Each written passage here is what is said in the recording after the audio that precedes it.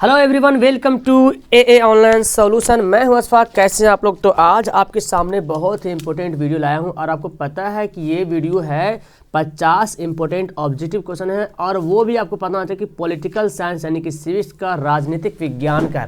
इसमें बहुत लोगों का पसीना छूटता है और बोले तो सवाल बड़ा कन्फ्यूजन वाला रहता है। तो ये 50 सवाल बहुत ही इंपॉर्टेंट है आपके एग्जाम्स के व्यू के लिए।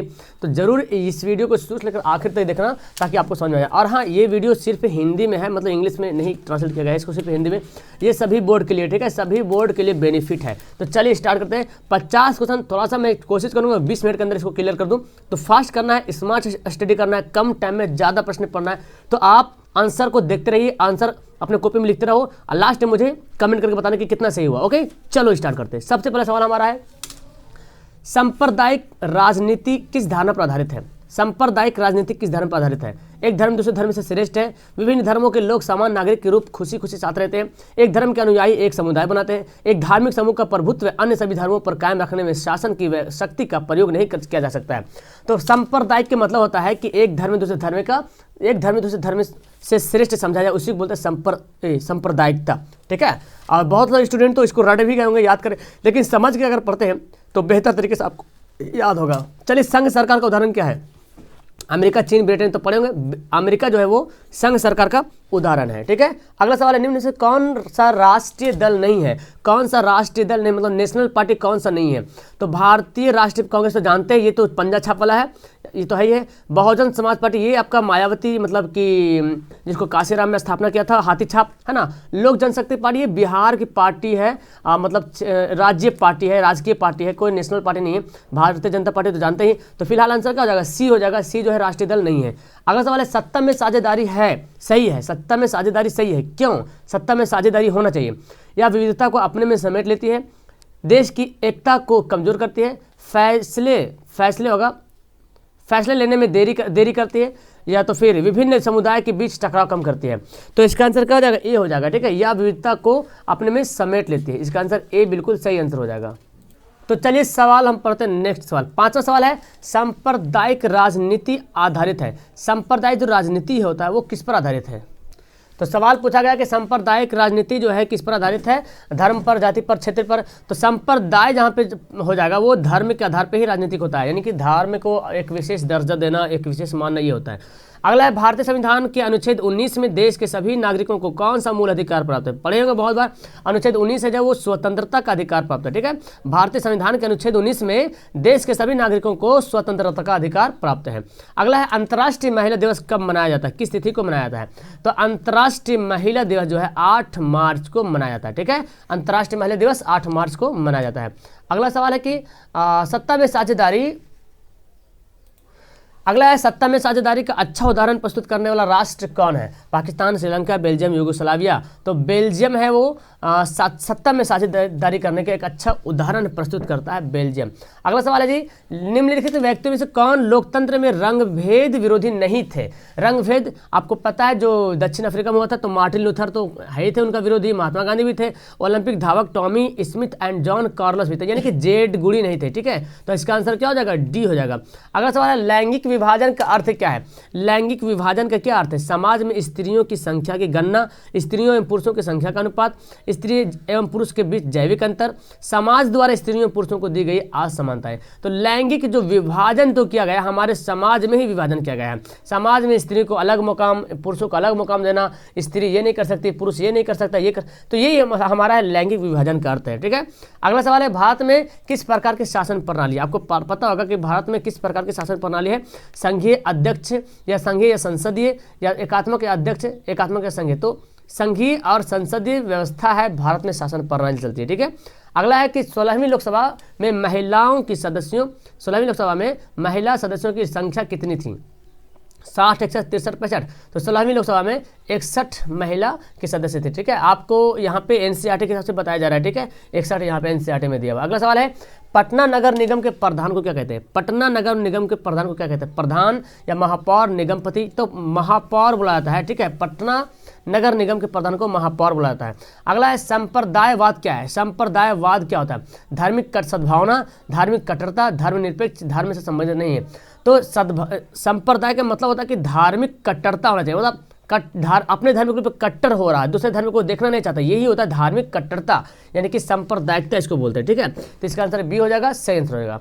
अगला है बिहार में पंचायती राज संस्थाएं हैं, यानी कि जो बिहार में जो पंचायती राज है वो कितने स्तर का, 1 स्तर, 2 स्तर, 3 स्तर, 4 स्तर। तो बिहार में 3 स्तरीय जो है पंचायती राज संस्थाएं हैं। अगला सवाल है जी, ग्राम कचहरी का प्रधान कौन होता है, पंच या सरपंच या प्रमुख या न्याय मित्र। तो ग्राम कचहरी का जो प्रमुख होता है वो होता है सरपंच। ठीक है, इसका आंसर क्या हो जाएगा, बी बिल्कुल सही आंसर होगा। नेक्स्ट है, निम्नलिखित में से कौन संघीय शासन व्यवस्था का उद्देश्य नहीं है। इनमें से कौन सा देश है जो संघीय देश नहीं है, इनमें से कौन है जो संघीय शासन व्यवस्था का उद्देश्य नहीं है। राष्ट्रीय एकता बिल्कुल सही है, सत्ता का विकेंद्रीकरण हाँ जी, अखंडता ये भी होना चाहिए, लेकिन सांप्रदायिकता नहीं होना चाहिए। ये जो संघीय शासन में सांप्रदायिकता नहीं बोलती कि सांप्रदायिकता नहीं फैलाना है, राष्ट्रीय धार्मिक कट्टरता नहीं फैलाना, बाकी राष्ट्रीय एकता चलेगा, आपसी में मेल मिलाप रहेगा, अखंडता रहेगा, ये सब चलेगा। ठीक है, आंसर डी होगा। इनमें से किस राज्य को विशेष दर्जा प्राप्त था।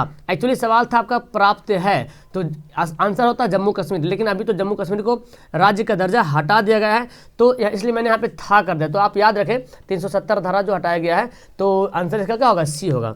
अगला सवाल है, बिहार पंचायत राज अधिनियम के अनुसार ग्राम पंचायत की स्थापना के लिए आबादी का शर्त कितना है। यानी कि बिहार में बिहार पंचायती राज के अधिनियम जो बना है उसके अनुसार बोला है कि अगर पंचायत की स्थापना करना है तो कितनी जनसंख्या पर एक पंचायत बन सकता है। तो 7000 जब जनसंख्या होगा तो एक जो है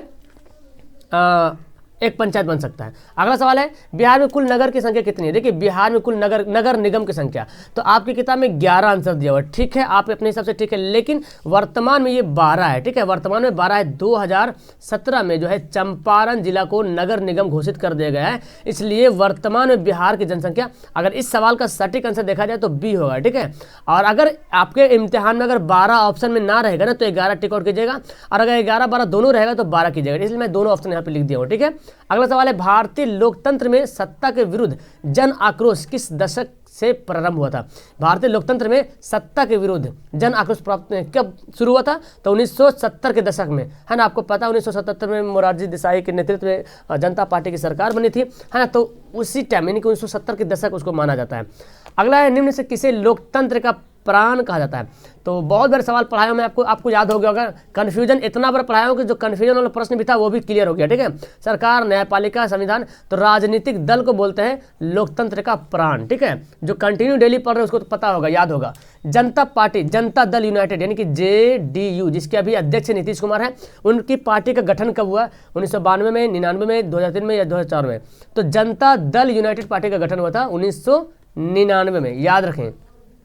अगला सवाल है, हालांकि इसका मतलब गूगल पे थोड़ा रॉन्ग दे रहा है, लेकिन रियल है, 1999 में इसकी स्थापना हुई थी। भारतीय जनता पार्टी की स्थापना कब हुई, यानी कि BJP, है ना, BJP भारतीय जनता पार्टी की स्थापना कब हुई थी, 1980 में। ठीक है, याद होना चाहिए आपको कि भारतीय जनता पार्टी की स्थापना 1980 में हुई थी। अगला सवाल देखिए कि राजनीतिक दलों की मान्यता और उसका चिन्ह किसके द्वारा प्रदान किया था। यानी कि कोई भी राजनीतिक पार्टी है, जैसे कि BJP हो गया या कांग्रेस हो गया या जो भी हो गया, है ना, उनकी पार्टियों को मान्यता देना या उसका चिन्ह देना, कौन सा चिन्ह, चुनाव चिन्ह क्या होगा, तो ये सब जिम्मेदारी पड़ता है निर्वाचन आयोग का। ठीक है, इलेक्शन कमीशन जिसको बोलते हैं, तो निर्वाचन आयोग द्वारा प्रदान किया जाता है। ठीक है, अगला सवाल है कि चिपको आंदोलन का उद्देश्य क्या था। तो बहुत बार आपको बताया, चिपको आंदोलन मतलब पेड़ों से चिपक जाते थे लोग और काटने नहीं देते थे, यानी कि पर्यावरण की सुरक्षा के लिए। देखो यहाँ पे वृक्ष नहीं दिया है, बहुत से सवाल में वृक्ष देता है, वृक्ष की सुरक्षा के लिए, तो यहाँ पे पर्यावरण दिया, तो पर्यावरण की सुरक्षा मतलब पेड़ की सुरक्षा। इस ऑप्शन को आपको समझना पड़ेगा, तो क्या हो जाएगा, ऑप्शन हमारा ए हो जाएगा। हो सकता है कभी कभी इनमें से कोई नहीं दे दे, यहाँ पे इनमें से कोई नहीं, तो हमारा आंसर फिर भी A2 होगा। ठीक है, अगला सवाल है कि 2014 की लोकसभा के चुनाव में किस दल को स्पष्ट बहुमत मिला था।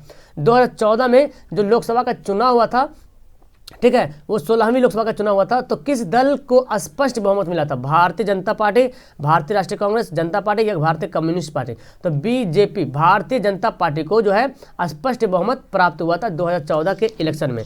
ओके, अगला सवाल है, चिपको आंदोलन की शुरुआत किस राज्य में हुई। अभी पता है कि चिपको आंदोलन की शुरुआत किस राज्य में, उत्तराखंड, बिहार, मध्य प्रदेश, छत्तीसगढ़।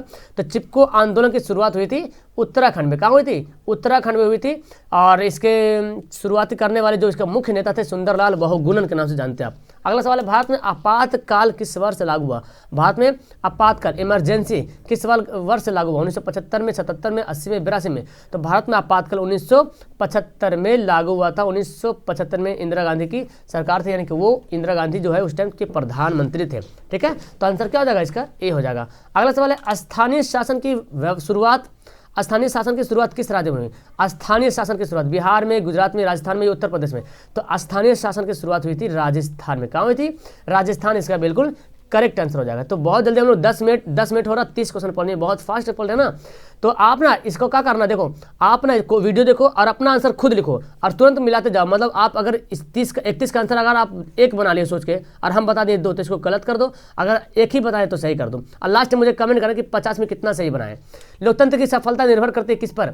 नागरिकों की उदासीनता पर, नागरिकों की गैर कानूनी कार्रवाई पर, नागरिकों की विवेकपूर्ण सहभागिता पर, इनमें से कोई नहीं। तो क्या होगा इसका आंसर? नागरिकों की विवेकपूर्ण सहभागिता पर। ठीक है, फटाफट आप लोग आंसर देख ले कैसे, क्या इसका आंसर होगा और लास्ट में मुझे कमेंट करेंगे।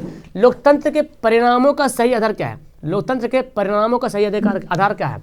लोकतंत्र मूर्खों की सरकार है, यह समय और धन का अपव्यय, विविधताओं का साम्राज्य, एक उत्तरदायी शासन व्यवस्था। तो 32 का जो आंसर होगा ऑप्शन हमारा डी होगा, एक उत्तरदायी शासन व्यवस्था होगा। ठीक है, अगला सवाल देखें कि लोकतंत्र का कौन सा सही गुण नहीं है? समानता का पोषक, व्यक्ति की गरिमा में वृद्धि, बहुसंख्यक का शासन, विभिन्नताओं में सामंजस्य की क्षमता। तो 33 का जो आंसर हो जाएगा बहुसंख्यकों का शासन, ये जो है लोकतंत्र का सही गुण नहीं है। इसका आंसर क्या हो जाएगा? सी हो जाएगा। अगला सवाल है, भारत में भारतीय लोकतंत्र एक सफल लोकतंत्र है या विश्व का सबसे बड़ा लोकतंत्र है या दोनों? तो बिल्कुल हमारा आंसर सी होगा कि भारत का जो लोकतंत्र है एक बहुत ही सफल लोकतंत्र है और दुनिया का सबसे बड़ा लोकतंत्र है भारत का लोकतंत्र है। दुनिया का बहुत सारे देशों से बहुत सारी बातें जो है भारत के संविधान में ली गई है, इसलिए भारत का जो संविधान है, भारत का लोकतंत्र जो है ना, सबसे बड़ा लोकतंत्र देश भारत को ही बोला जाता है। ठीक है, अगला सवाल देखें कि 15वीं लोकसभा का चुनाव कब हुआ था? बहुत बार मैं आपको बता चुका हूं कि 15वीं लोकसभा का चुनाव, 14वीं लोकसभा का चुनाव और 16वीं लोकसभा का और 17वीं, ये बहुत बार आपको मिलता है देखने के लिए। तो आप 55 साल का लोकसभा का चुनाव हर 5 साल पे होता है, तो आप इससे अनुमान लगाते रहे। फिलहाल इसका आंसर हो जाएगा 2009 में।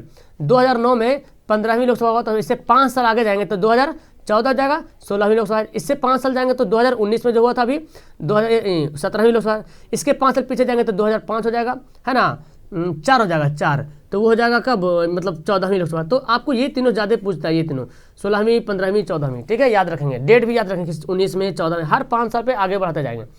लोकतंत्र का सर्वोत्तम गुण क्या है? शिक्षा का अभाव, जनसंख्या की अधिकता, बहुदलीय पद्धति, गरिमा की नागरिकों की गरिमा में वृद्धि। लोकतंत्र का सर्वोत्तम गुण, सबसे अच्छा गुण है वो नागरिकों की गरिमा में वृद्धि, यानी कि नागरिक का जो प्रतिष्ठा वहाँ पे मिलना चाहिए। शिक्षा का अभाव तो फिर लोकतंत्र को अच्छा नहीं दिखेगा, जनसंख्या ज़्यादा बढ़ेगा तो भी लोकतंत्र खराब होगा, बहुदलीय पद्धति होगा तो अभी पढ़े सवाल वो भी लोकतंत्र को सही नहीं होगा। तो नागरिकों की गरिमा में वृद्धि अगर होता है तो लोकतंत्र का सर्वोत्तम गुण है। लोकतंत्र का मतलब ये होगा कि नागरिकों को उसका सम्मान दिया जाए, उसका अधिकार दिया जाए, तो आंसर इसका डी होगा। अगला सवाल है, किस आधार पर लोकतंत्र को सर्वोत्तम शासन कहते हैं? किस आधार पर? निर्णय में देर या राष्ट्रीय भावना का अभाव, राजनीतिक चेतना का अभाव, जनमत पर आधारित? किस आधार पर लोकतंत्र को शासन कहते हैं, सर्वोत्तम शासन कहते हैं? तो अभी मैं बताया, तो लोकतंत्र को सर्वोत्तम कब बोलेंगे? जब नागरिकों की गरिमा में वृद्धि करेंगे। तो यहाँ पे बेहतर होगा जनमत में पर अधिकृत, मतलब जनमत मतलब जनता के अधिकार को देना। ठीक है, वही मतलब देता है जो पहले वाला था। इसका आंसर डी होगा। लोकतांत्रिक जो देश है, जो डेमोक्रेसी देश है, लोकतांत्रिक देशों में फैसले लेने में विलंब होता है। क्यों? अफसरों द्वारा, किसके द्वारा होता है? अफसरों के द्वारा, जनप्रतिनिधियों के द्वारा, राजनीतिक द्वारा या नेताओं द्वारा। तो जो जहाँ लोकतंत्र देश है वहाँ थोड़ा फैसला लेने में, निर्णय लेने में थोड़ा विलंब होता है और वो होता है जनप्रतिनिधियों द्वारा। अब जैसे आप सऊदी अरब को देख ले, सऊदी अरब में लोकतंत्र नहीं है, वहाँ पर राजतंत्र है। ठीक है, तो वहाँ राजा होते हैं, प्रिंस होते हैं, राजकुमारी होती है। तो वहाँ कोई भी बंदा कुछ गलत काम करता है तो डायरेक्ट फांसी की सजा हो जाती है। तो वहाँ पे फैसला लेने में कोई देर नहीं होता क्योंकि वहाँ पे लोकतंत्र नहीं है। लेकिन भारत के अलावा और बहुत सारे देश है जहाँ लोकतंत्र है, तो वहाँ फैसला लेने में थोड़ा सा प्रॉब्लम होता है, मतलब देर होता है। फैसला लिया जाता है लेकिन देर होता है, और मतलब अलग अलग टाइप का फैसला भी होता है। तो देर होने का मतलब ये कि जनप्रतिनिधियों द्वारा क्या होता है, इसी के कारण जनप्रतिनिधि इससे पूछताछ करेगा, ये अदालत वो अदालत, बहुत कुछ है ना। लेकिन राजतंत्र में ऐसा नहीं होता है। अगला सवाल है, निम्न में से कौन सा लोकतंत्र की सफलता के लिए आवश्यक शर्त है? यानी कि लोकतंत्र अगर सफलता होना चाहता है, ठीक है, तो उसके लिए आवश्यक शर्त क्या है? सांप्रदायिकता होना चाहिए, प्रेस की स्वतंत्रता होना चाहिए, विशेषाधिकार होना चाहिए या आर्थिक समानता होना चाहिए? तो 39 का आंसर हो जाएगा प्रेस की स्वतंत्रता। जिस देश में प्रेस की स्वतंत्रता का अधिकार दिया हुआ है, यानी कि प्रेस जो होता है ना, जो मीडिया वाला होता है, वो अगर आप सरकार से हर जनता की बातों को उसके पास पहुंचाएं, उस जनता की जो परेशानी है उसके पास पहुंचा रहे हैं, वो सरकार उसको हल कर रहा, तो सबसे बड़ा यहाँ पे प्रेस की स्वतंत्रता होना जरूरी, कि सरकार से जो चाहे वो सवाल पूछ सकता है जनता के माध्यम से, जनता के द्वारा पूछी गई बातों को प्रेस स्वतंत्र के द्वारा, ठीक है, यानी कि मीडिया के द्वारा।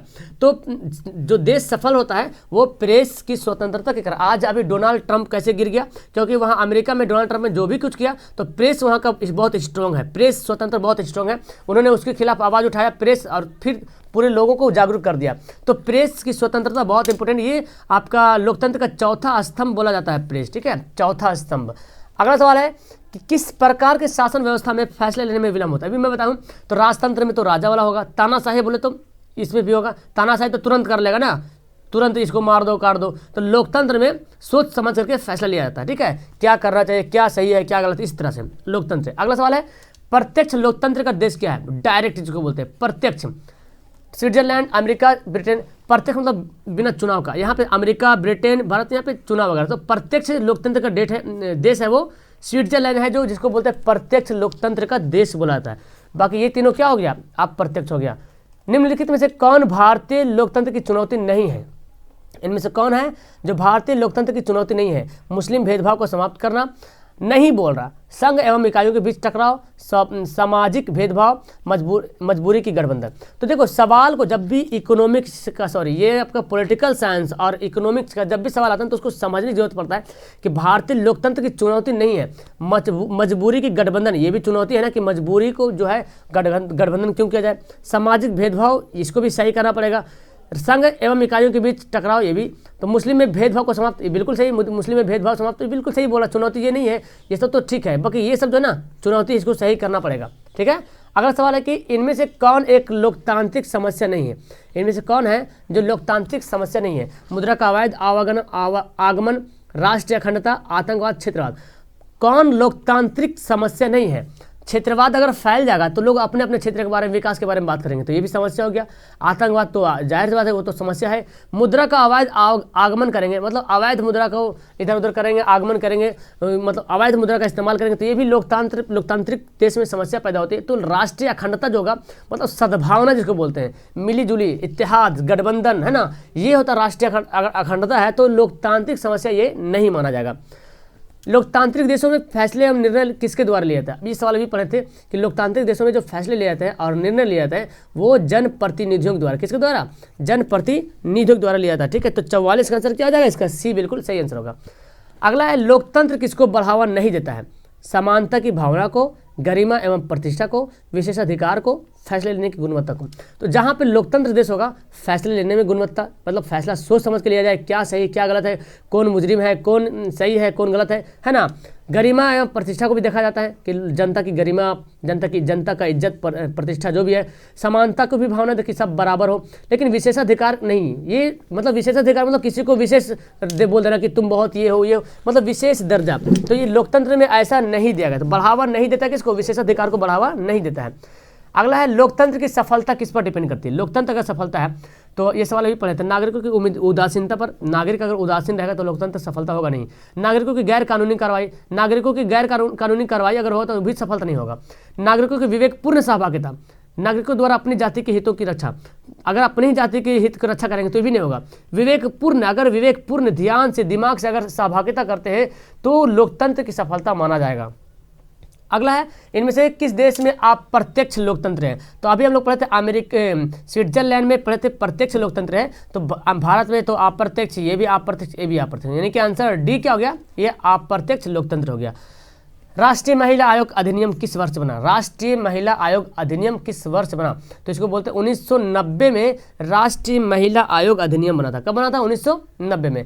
अगला सवाल है लिच्छवी गणतंत्र भारत के किस राज्य में अवस्थित है। तो आपको पता होना चाहिए दुनिया का सबसे पहला राज्य का एक जगह है लिच्छवी जिसको बोलते हैं, तो वो जो है सबसे पहला गणतंत्र स्थान है और वो है बिहार में, ठीक है।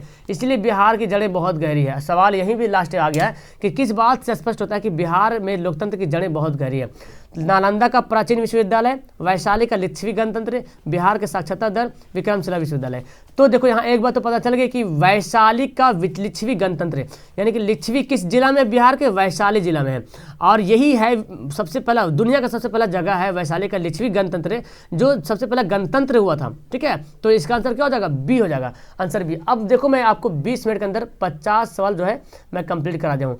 क्या आपको लगता है कितना सवाल का जवाब आंसर दियो? आप अपने कॉपी में तो लिखे होंगे ना, और जो सही और जो गलत किए होंगे तो कर करके, नहीं किए तो फिर से कर लीजिए, और कर करके मुझे कमेंट जरूर कीजिए कि 50 में कितना सही बनाए। अगर आप अभी 25 का सही बनाए होंगे तो 25 कमेंट कीजिए, तब आपके अंदर एक हौसला पैदा होगा कि आज मैं 25 क्वेश्चन का कमेंट किया हूँ, अगले बार हम 35 क्वेश्चन का कमेंट करेंगे, अगले बार 40 क्वेश्चन का कमेंट करेंगे। तो जितना बनाए 40, 50, 60, 50, 45 जो भी आपका सही बना ना, नीचे कमेंट करो, और वीडियो पसंद आए तो लाइक कर लो। और सबसे बड़ी बात यहाँ पे बोलने वाला हूँ कि आप जो पहली बार स्टूडेंट आए, तो सबसे पहले तो आप चैनल को सब्सक्राइब कर लो, चैनल में जुड़ जाइए। और रोज़ सुबह 6 बजे आपकी क्लास चलती है, सुबह 9 बजे क्लास चलती है, 12 बजे दिन में क्लास चलती है, या 3 बजे दिन में क्लास चलती है जी, और 6:30 में, यानी कि 6:30 बजे जो है शाम में क्लास चलती है। ये 5 टाइम क्लास चल रही है। आप एक हफ्ता तो पढ़ के देखो, मैं पक्का करता हूँ, कहता हूँ कि आपके इतना स्ट्रांग हो जाएगा कि आप खुद सोच नहीं सकते हो। ठीक है, फिलहाल वीडियो अच्छी लगी तो लाइक करना, अपने दोस्तों को शेयर करना, टेलीग्राम, फेसबुक, व्हाट्सएप, इंस्टाग्राम, जहाँ फैला दीजिए। Okay bye, that's all, thank you everyone.